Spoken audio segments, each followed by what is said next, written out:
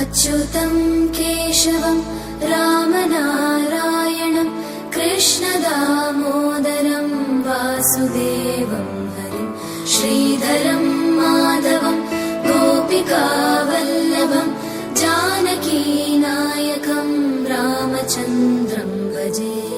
अच्युतं केशवं सत्यभामाधवं माधवं श्रीधरं राधिकाराधितं इन्दिरामन्दिरं चेतसा सुन्दरं देवकी नन्दनं नन्दजं सन्ददे। विष्णवे जिष्णवे शङ्खिने चक्रिणे